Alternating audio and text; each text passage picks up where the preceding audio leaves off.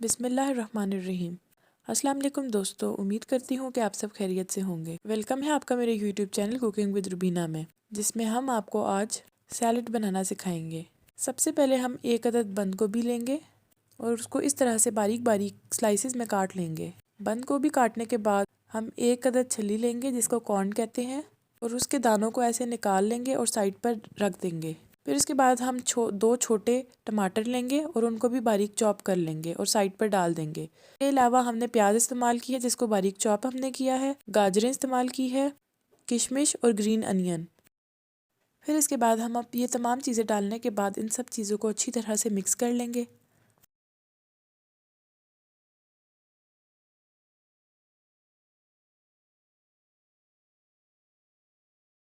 इसके बाद हम इसकी क्रीम बनाने के लिए किसी अलग बाउल में हम लोग मायोनीज़ लेंगे। मैंने यहाँ पर तकरीबन 3 टेबलस्पून मायोनीज़ इस्तेमाल की है। इसके बाद मैंने इसमें दही शामिल की है 100 ml। फिर इसके बाद मैंने इसमें 1 टेबलस्पून सॉल्ट और 1 टेबलस्पून ब्लैक पेपर शामिल किया है। इसके बाद मैंने इसमें 1 टेबलस्पून विनेगर डाला और 1 टेबलस्पून ही इसमें मैंने मस्टर्ड शामिल किया। मस्टर्ड पेस्ट अगर आप लोगों के पास नहीं है तो आप लोग इसको स्किप भी कर सकते हैं। फिर इन सब चीज़ों को अच्छी तरह से मिक्स करने के बाद हम इसका एक अच्छा सा पेस्ट तैयार कर लेंगे।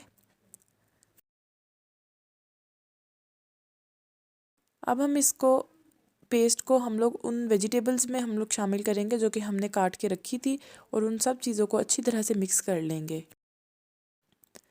यहाँ पर हमारा मज़ेदार सा सैलड तैयार है जो कि देखने में बहुत टेस्टी लग रहा है।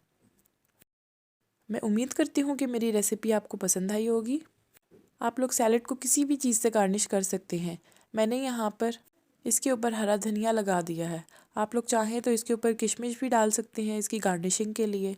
अब हम अपने सैलड को डिश आउट करेंगे।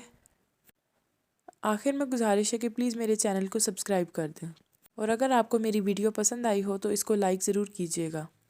अपना और अपने घर वालों का ख्याल रखिएगा। अल्लाह हाफिज़।